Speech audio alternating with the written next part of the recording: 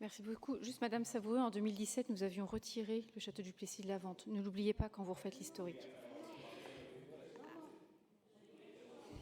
Nous avions retiré de la vente. Merci. Nous l'avions retiré de la vente. Voilà. Non, mais c'est quand même intéressant de le redire, de le préciser. Que si vous faites l'historique, redites-le. Nous l'avions retiré de la vente. Donc moi, ce que je vais vous dire ne va pas vous surprendre, puisque je l'ai dit lors de la commission générale du schéma directeur immobilier énergétique. Je l'ai dit aussi lors de la commission. Je vais le redire. Moi, je suis très surprise que nous passions ces délibérations sans avoir un certain nombre de documents. Des documents que nous avons, par exemple, l'habitude d'avoir en commission solidarité dès qu'il s'agit de vente, d'achat ou de garantie d'emprunt au moment des logements sociaux. On a le prix de vente, le prix des travaux, le prix de la construction, mais au moins on sait comment le prix arrive. Quand il y a des projets particuliers comme sur la résidence Molière, on a une présentation du projet et quasiment à chaque fois, on a le porteur du projet qui vient nous présenter son projet et répondre à toutes les questions qu'on pourrait avoir. Donc quand je suis arrivée en commission urbanisme sur la vente de ce château qui est vraiment, ça a été dit et redit, ça fait partie de notre patrimoine et du patrimoine historique, je m'attendais à ce qu'on ait au moins tous ces éléments-là. Nous n'avons aucun de ces documents. Le prix de vente, on ne sait pas du tout comment il a été estimé, quelle méthodologie a été appliquée. Voilà. Il y a la ville de La Riche qui nous fait une proposition, on dit oui, on essaye, on ne sait même pas comment ce prix arrive sur la table. Les domaines n'ont pas répondu d'ailleurs, ce qui veut dire qu'ils sont un petit peu embêtés. Vous savez que les domaines, ils ont toute une méthodologie pour faire des propositions de prix. Si les domaines n'ont pas répondu, c'est qu'ils sont très embêtés. S'ils ont répondu, ce serait intéressant d'avoir la réponse pour voir quelle méthodologie ils ont appliquée, comme on avait pu voir quand on a vendu la maison de Tristan. Deuxièmement, on n'a pas l'estimation des travaux. L'estimation des travaux, vous nous dites que le prix était fixé bas parce que les travaux sont importants. Vous nous dites 4 millions, très bien, mais on ne sait pas à quoi ça correspond. On n'a pas les postes, on n'a pas les estimations chiffrées poste par poste. Donc on n'est pas aujourd'hui en capacité de juger de la pertinence du prix de vente. On ne sait pas comment ce prix a été mis en place et on n'a pas le document qui nous montre les différents postes de travaux avec le chiffrage des travaux qui sont estimés. On ne l'a pas vu.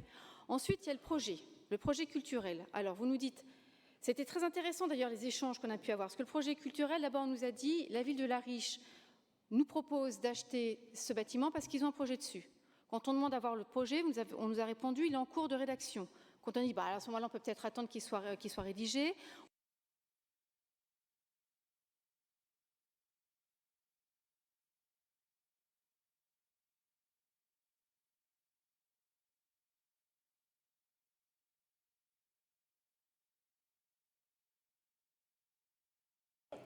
Monsieur le maire, merci. Donc, le projet culturel, après nous avoir dit, il est en cours de rédaction. Quand on dit, à ce moment-là, on n'est pas obligé de vendre tout de suite, on peut peut-être attendre 2-3 mois d'avoir le projet. Alors on nous a dit, non, c'était rédigé par la région et la métropole. Mais effectivement, la métropole n'a jamais rien entendu parler de rien. Alors on aurait au moins pu avoir le porteur du projet qui vienne nous faire sa présentation pour pouvoir répondre à nos questions, à défaut d'avoir un certain nombre de documents. Donc on n'a rien. Donc le projet culturel, on en reparlera parce qu'aujourd'hui, on ne peut pas juger de la pertinence du projet.